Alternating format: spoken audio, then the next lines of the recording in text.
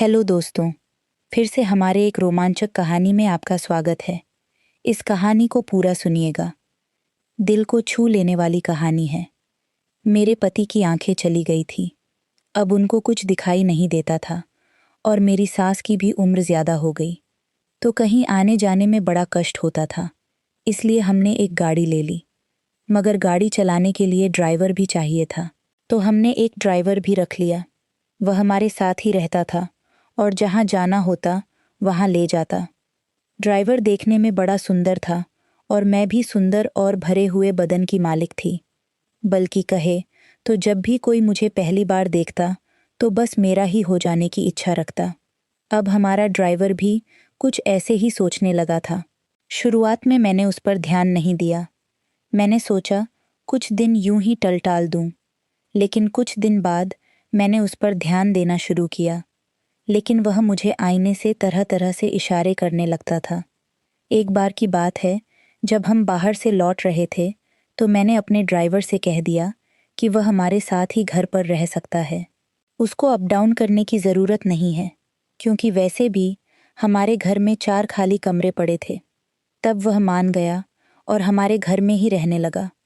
पहले तो वह दूसरा दूर ही रहता था, तो बुलाने में वक्त लगता था। अब बस उसे कह दो और तुरंत हाजिर हो जाता। एक रात मैं उसे खाना देने उसके कमरे में गई तो उसने कहा, मैडम आप रात को 11 बजे मिलिए, कुछ बात करनी है। मैंने कहा, ठीक है, मैं कोशिश करूंगी। रात को जब मेरे पति सो गए तो मैं ड्राइवर के कमरे में चली गई। तब मैं काले रंग की नाइटी पहन रखी थी, जिसमें सब कुछ साफ साफ दिख रहा था। तब मुझे देखकर उसके चेहरे पर हैरानी थी। मैं तो जाकर सीधा उसके बिस्तर पर बैठ गई। फिर हड़बड़ा के उसने मेरा हाथ पकड़ा और बोला, आप बहुत सुंदर हैं। तब मैं हल्के से मुस्कुराई और नीचे देखने लगी। तब उसे समझ में आ गया था कि ग्रीन सिग्नल हो गया है।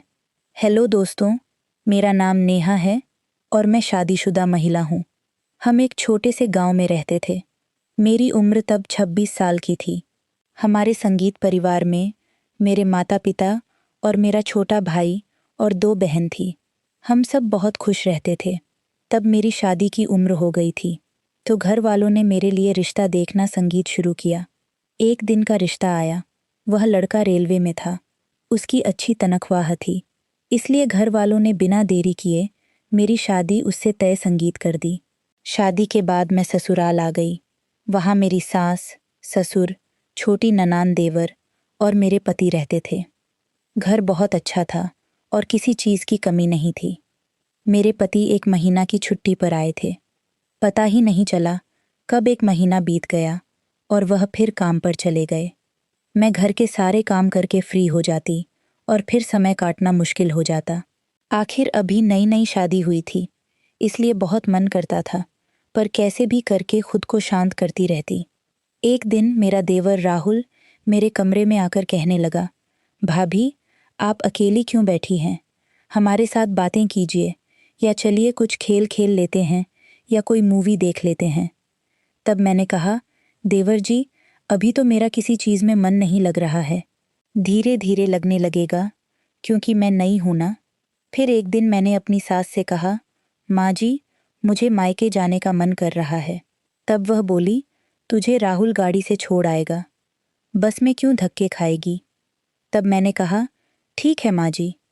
और फिर अगले दिन मैं मायके जाने के लिए राहुल के साथ निकल पड़ी।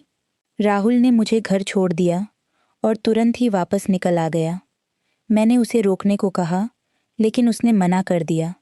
उसने ना चाय पिया ना पानी, बस इतना बोला, भाभी मुझे ज़रूरी काम है, और चला गया। मुझे मायके में आए 4 दिन हो गए थे, लेकिन यहाँ भी मुझे अजीब सा लगने लगा था। इसलिए 5वें दिन मैं बस पकड़कर वापस अपने ससुराल लौट आई। घर आकर मैंने अपने देवर राहुल से पूछा, संगीत राहुल घर में सब ठीक है ना? तो उसने कहा, हाँ भाभी सब ठीक है। मैंने हल्का मालिक का शुक्र है। मेरे ससुराल आने के थोड़े दिन बाद में मेरे देवर राहुल का दुबई का वीज़ा लग गया, पर फिर वह दुबई चला गया। अब बस घर में मैं और सासू माँ और ससुर जी रह गए थे।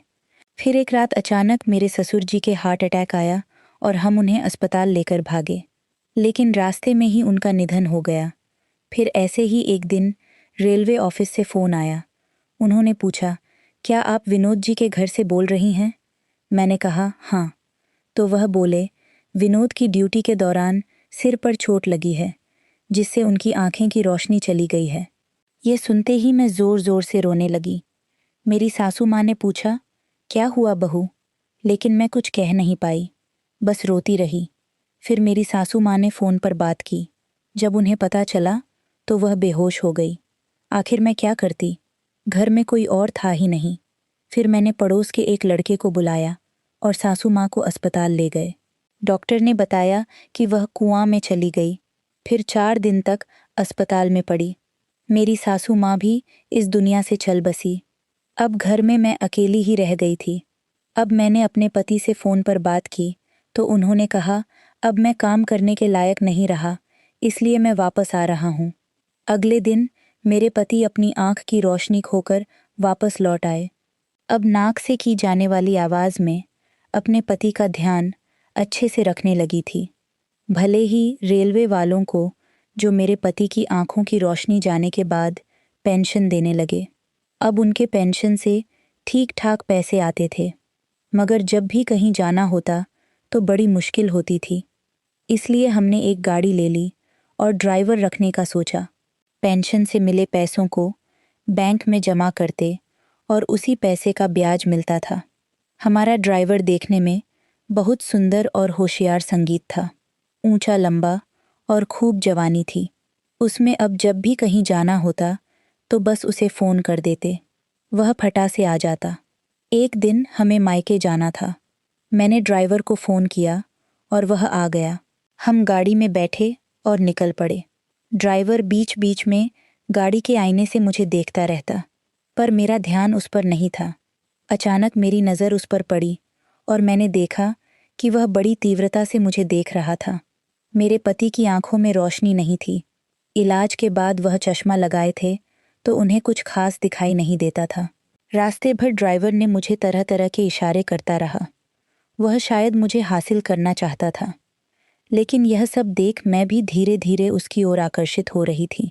मायके पहुंचकर जब उसका आशीर्वाद लिए ले लिया तो मैं न ड्राइवर को चाय और पानी देने के लिए गाड़ी के पास गई।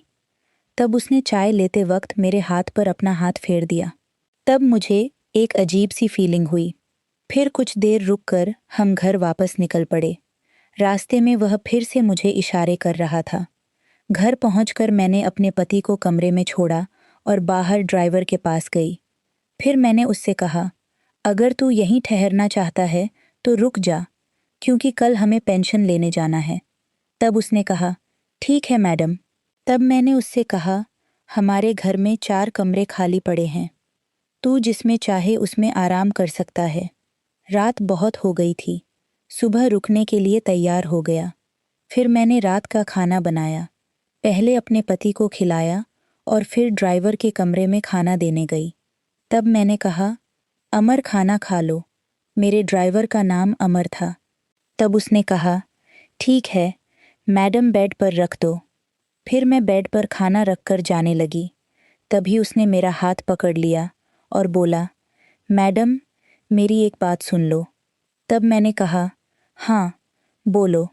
तब वह बोला, तुम बहुत सुंदर हो, पर तुम इस अंधे आदमी के साथ कैसे जिंदगी बिता रही हो? तब मैंने कहा कि पहले सब ठीक था, पर अब इनकी आंखों की रोशनी चली गई है। इस पर ड्राइवर बोला, रात को 11 बजे तक जब आपका पति सो जाए तब आकर मेरी पूरी बात सुन लेना।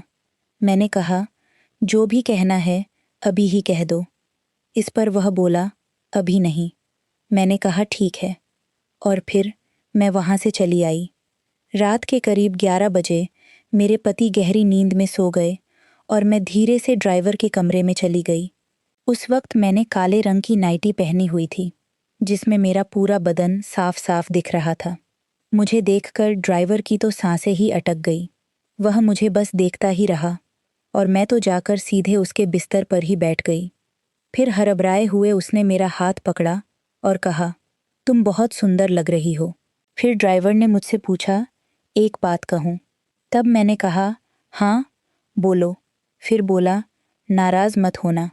मैंने कहा, नहीं बोलो तो सही। तब उसने कहा, क्या आज मुझे खुश कर सकोगी? तब मैं शर्मा कर सिर झुका ली। तब उसे समझ में आ गया था कि मेरी तरफ से हरी झंडी मिल गई है। मेरे पति अब वैसे ही नहीं रहे थे जैसे पहले होते थे। आंखों की रोशनी चली जाने के बाद से वह बहुत कमज़ोर हो गए थे। और एक औरत थी। मेरे भी अपने सपने थे। मेरा पति पूरा नहीं कर सकते थे।